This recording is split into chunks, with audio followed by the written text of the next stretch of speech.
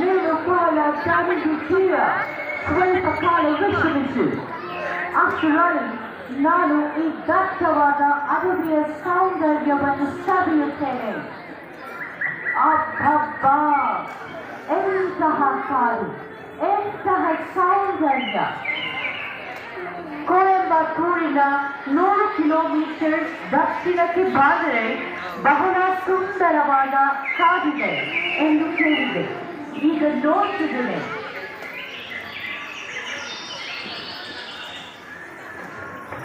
ಅಯ್ಯಯ್ಯೋ ಅಯ್ಯಯ್ಯೋ, ನನ್ನ ಕುದುರೆ ಇನ್ನು ಇಂತಹ ದಟ್ಟ ಅಡವಿಯಲ್ಲಿ ನನ್ನ ಬಿಟ್ಟು ಹೋದೆಯಾ,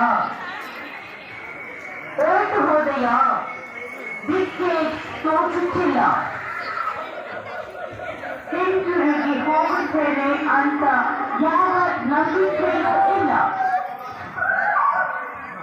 ದೂರದಲ್ಲಿ ಹೊಗೆ ಬರುತ್ತಿದೆ, ಮನುಷ್ಯರಿರಬಹುದು.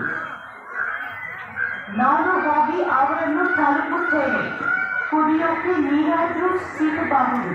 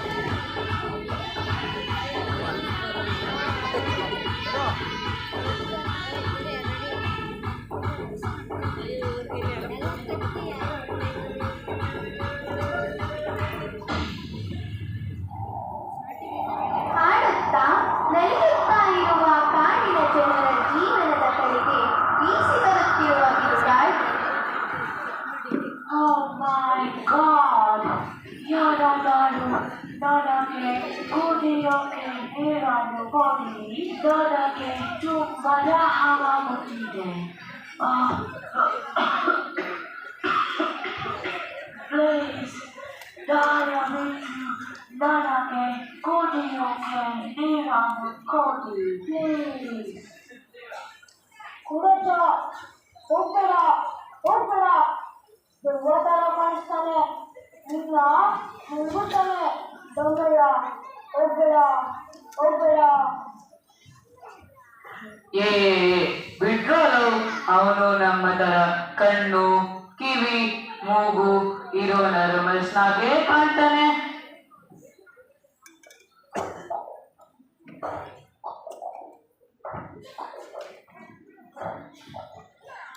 ಅಬ್ಬಾ, ಹೋದ ಜೀವ ಬಂದಂಗಾಯಿತು. ಯಾರಪ್ಪ, ಯಾರು ನೀವೆಲ್ಲ? ಇಲ್ಲಿಗೆ ಹೇಗೆ ಬಂದ್ರಿ? ಇಂತಹ ದಟ್ಟವಾದ ಕಾಡಿನಲ್ಲಿ ಹೇಗೆ ಜೀವನ ನಡೆಸ್ತಾ ಇದ್ರಿ? ಅದೇನ್ ಮಾತಾಡ್ತಿದ್ರಿ? ನಾನು ಇವಾಗ ಬಂದೆ ಅಂತಾನ? ನಮ್ಮ ತಾತ ಮುತ್ತಾತಂದ್ರ ಕಾದಿಂದು ನಾವಿಲ್ಲೇ ವಾಸ ಮಾಡ್ತಿರೋದು. ಸರಿ ಆಯ್ತು, ನೀನ್ ಯಾರು ಹೇಳಲ್ಲ ಮನುಷ್ಯ? ನಾನು ಮಾರ್ಸ್, ಕಾರ್ಲ್ ಮಾರ್ಸ್. ನಾನು ಬ್ರಿಟಿಷ್ ಅಧಿಕಾರಿ. ಈ ಕಾಡಿನಿಂದ ದೂರವಿರುವ ಪಟ್ಟಣದಿಂದ ಬಂದಿದ್ದೇನೆ. ಈ ಕಾಡಿನಲ್ಲಿರುವ ಮರಗಳ ಎತ್ತರಕ್ಕಿಂತ 10 ಪಟ್ಟು ಎತ್ತರ ಬಿಲ್ಡಿಂಗ್ಸ್ಗಳು ಪಟ್ಟಣದಲ್ಲಿ ಕಟ್ಟಿದ್ದೇನೆ. ಬೆಟ್ಟ ಗುಡ್ಡಗಳನ್ನು ಬಗೆದು ಚಿನ್ನ ಗಲಿಗಳನ್ನು ಹೊರತೆಗೆದಿದ್ದೀನಿ. ಹರಿಯುವ ನದಿಗೆ ಅಣೆಕಟ್ಟನ್ನು ಕಟ್ಟಿ ಪ್ರಪಂಚದ ಪರಮ ಸುಖವನ್ನೆಲ್ಲ ಸೂಳೆ ಹೊಡೆದಿದ್ದೀನಿ. ಅಂತಹದರಲ್ಲಿ ಇಂತಹ ಮರಗಳು ಸಿಕ್ಕಿದರೆ ಬಿಡ್ತೀವ? ಇವುಗಳೆಲ್ಲವನ್ನು ಕರೆದು ಕೋಟಿಗಟ್ಟಲೆ ಹಣಕ್ಕೆ ಮಾರಿ ವಿಮಾನ ಕೊಂಡುಕೊಂಡು ಚಂದ್ರಲೋಕಕ್ಕೆ ಪಯಣ ಬೆಳೆಸ್ತೀವಿ. ಏನು, ಚಂದ್ರಲೋಕಕ್ಕೆ ಹೋಗೋದಾ? ನಿಜಾನ? ಚಂದ್ರನ ಮೇಲೂ ಹೋಗ್ತೀರಿ, ಕೆಳಕ್ಕೂ ಇರ್ತೀರಿ, ತಿನ್ನೋಕೆ ಏನ್ ಮಾಡ್ತೀರಿ? ಇದೆಯಲ್ಲ, ಚಿನ್ನದ ನಾಣ್ಯಗಳನ್ನು ತಯಾರು ಮಾಡುವುದು. ನಿಮ್ಮಂತಹವರ ಶ್ರಮವನ್ನು ಪಡೆದುಕೊಂಡು ಕಾರ್ಖಾನೆಗಳನ್ನು ಕಟ್ಟೋದು. ಏನು ಚಿನ್ನ ತಿನ್ನಕ್ಕಾಯ್ತಾರ?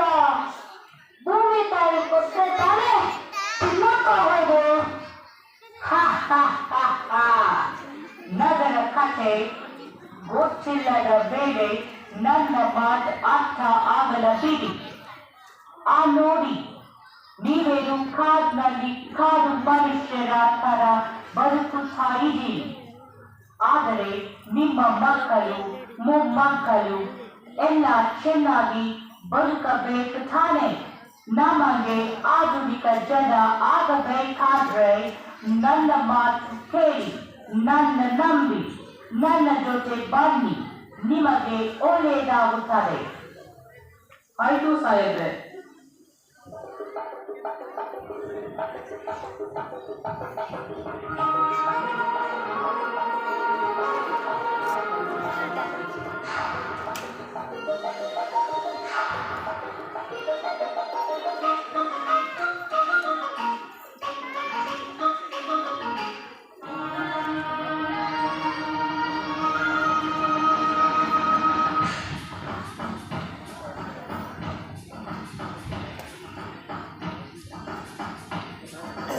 ಅಡವಿ ದೇವಿಯ ಹಾಡು ಜನಗಳ ಈ ಹಾಡು ನಾಡಿನ ಜೀವ ತುಂಬಿದೆ. ವಾ ವಾ ವಾ ವಾ. ಅಡವಿ ದೇವಿಯ ಹಾಡು ಜನಗಳ ಈ ಹಾಡು ನಾಡಿನ ಜೀವ ತುಂಬಿದೆ.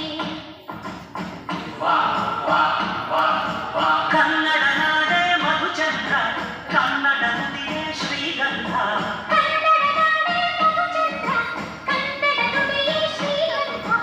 ಉಸಿರು ನೀಡಿದೆ, ಮಧುರವಾಗಿದೆ.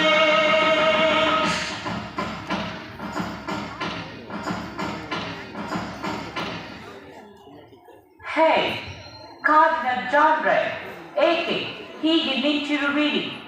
ಬೇಗನೆ ಮರಗಳನ್ನು ಕರೆಯಿರಿ.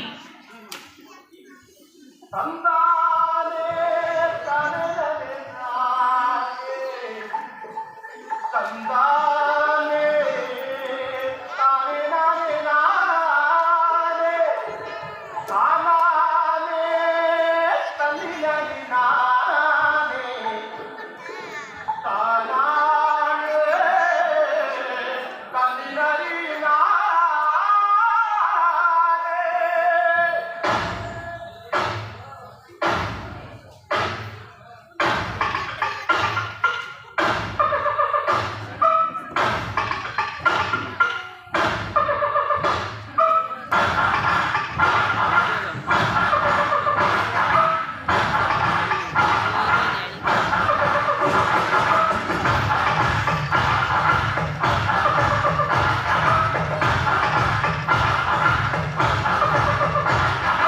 ಬೆಳಕನ್ನು ಬೀಳ್ತದೆ ಎಲೆ, ಎಲೆಯನ್ನು ಬೀಳ್ತದೆ ಮೇಕೆ, ಮೇಕೆಯ ಬೀಳ್ತದೆ ಹುಲಿ, ಇದು ಹಸಿವಿನ ಹಾವಳಿ.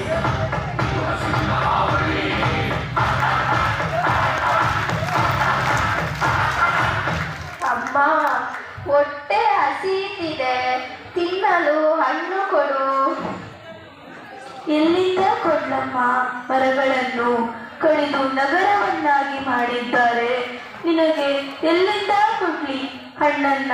ಇರು, ಇಲ್ಲೆಲ್ಲಾದ್ರೂ ಇರುತ್ತೆ, ನಾನು ಹುಡುಕ್ತೀನಿ. ಅಮ್ಮ, ನಾನು ಹುಡುಕ್ತೀನಿ. ಹುಷಾರು, ಈಗ ಮರಗಳಿಲ್ಲ, ನೆಲದ ಮೇಲೆ ಓಡಾಡಬೇಕು. ಆಯ್ತಮ್ಮ.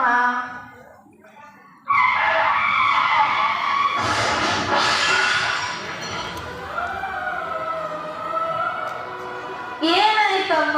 ಎದ್ದೇಳಮ್ಮ, ಏನಾಯ್ತಮ್ಮ? ಎದ್ದೇಳು, ಎದ್ದೇಳಮ್ಮ.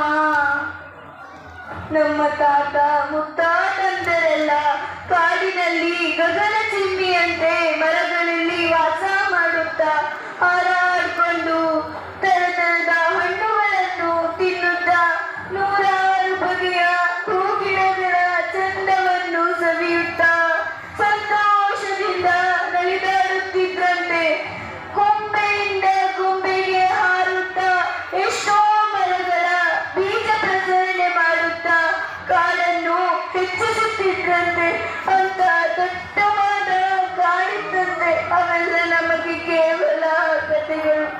ನಾವು ಓಡಾಡಬೇಕು, ಹಾರಾಡಬೇಕು, ನಮಗೂ ದಾರಿ ಬಿಡಿ. ಆದಿ ಬೀದಿಗಳಲ್ಲಿ ನೀವು ನಿಮ್ಮ ವಾಹನಗಳೇ ತುಂಬಿವೆ, ಮೈ ಮೇಲೆ ಎಚ್ಚರ ಇಲ್ಲದಂತೆ ಸಾಗುತ್ತೀರಿ, ಇತರರಿಗೂ ತೊಂದರೆ ನೀಡುತ್ತೀರಿ.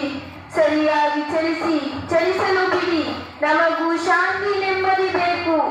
ನೋವಿನಲ್ಲೋ ನಲುವಿನಲ್ಲೋ ಪಟಾಕಿ ಸಿಡಿಸುತ್ತೀರಿ, ನಮ್ಮ ಎದೆಯು ಸಿಡಿದು ಹೋದಂಗಾಗುತ್ತದೆ. ಬತ್ತುಗುಂಡುಗಳನ್ನು ಸಿಡಿಯಬೇಡಿ, ಶಾಂತಿಯನ್ನು ಕೆಡಿಸಬೇಡಿ.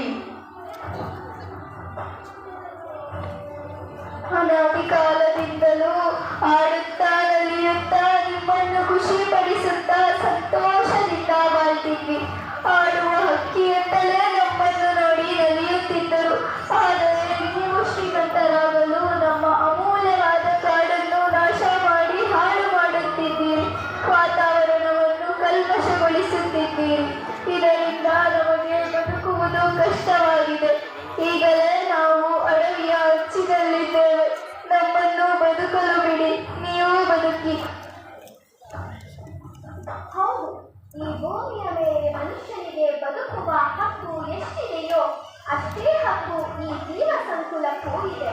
ಆದರೆ ಮನುಷ್ಯ ಈ ಭೂಮಿ ತನ್ನ ಒಬ್ಬನಿಗೆ ಮಾತ್ರ ಸೇರಿತ್ತು ಎಂಬ